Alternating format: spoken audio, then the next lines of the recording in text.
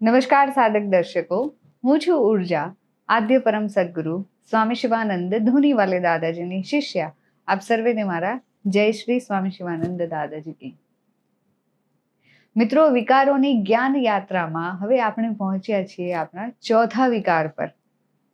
ચોથો વિકાર છે મદ. આ વિકાર શું હોય એની પૂર્ણ પરિભાષા આધ્યાત્મિક દ્રષ્ટિથી આપણે જાણીએ. પહેલા તો આ વિકાર ખબર જ નહોતી કે આની વ્યાખ્યા પણ આવી થતી હશે.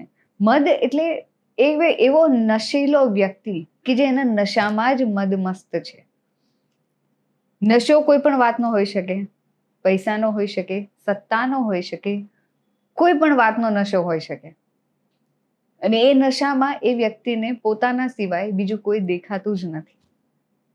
એની અંદરનો જે હુંપણું છે એ ઉજાગર થઈ જાય છે કે હું જ બેસ્ટ, હું જ સર્વશ્રેષ્ઠ, મારી સામે તો બાકી સબ પાણી કમ ચાય.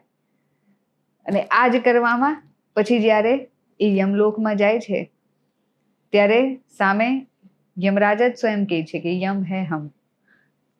એટલે મદમસ્ત ધરાવતી વ્યક્તિએ આ ખાસ ધ્યાનમાં રાખવાનું કે આ વિકાર એવો છે કે જેની જાણી હોવી જરૂરી છે. આધ્યાત્મિક યાત્રામાં આ વિકારનું હોવું, કોઈ પણ વિકારનું હોવું યોગ્ય છે જ નથી. પણ મદ ધરાવતી વ્યક્તિના સ્વભાવ કેવી રીતના હોય છે એની વાત છે. હવે આગળ આવીએ આપણે કે પાંચમા વિકાર પર.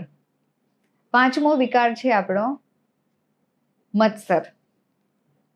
હવે મત્સર વિકાર એટલે એની જે પરિભાષા છે એવી છે કે આવી વ્યક્તિને પોતાને જ ખબર નથી હોતી એની અંદર એ મત્સર જન્મી ગયું.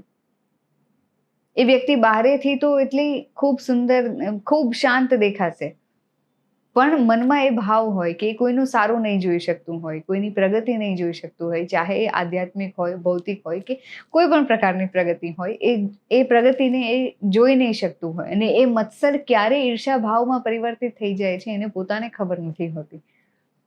અને ઈર્ષ્યા પણ એ પોતાને પણ બાળે છે, એ ભાવમાં એ બળતો જ જાય છે. એ સતત એ જલન એની અંદર ચાલુ જ હોય છે. એ બહારેથી ભલે શાંત દેખાશે પણ એની અંદર એ જલન ચાલુ જ હોય છે.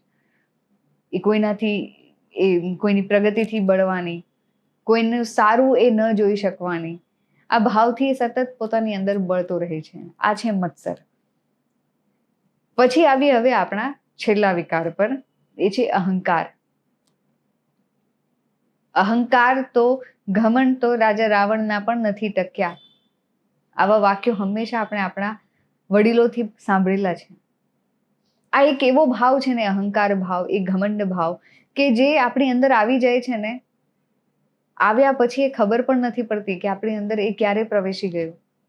એટલા માટે આ વિકાર કેટલો ઘાતક છે આપણા માટે આધ્યાત્મિક યાત્રામાં. કારણ કે મોક્ષથી ઉપર પણ ઘણું બધું છે.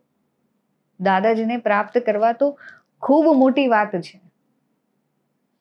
એ સ્વયં પરમાત્માને પ્રાપ્ત કરવાની વાત છે. તો માત્ર મોક્ષ માટે એમને આટલું બધું ભટકવું પડ્યું, આટલું બધું કરવું પડ્યું. તો આપણે તો વાત કરીએ છીએ આદ્ય પરમાત્માને પામવાની, આદ્ય દાદાજીને પામવાની.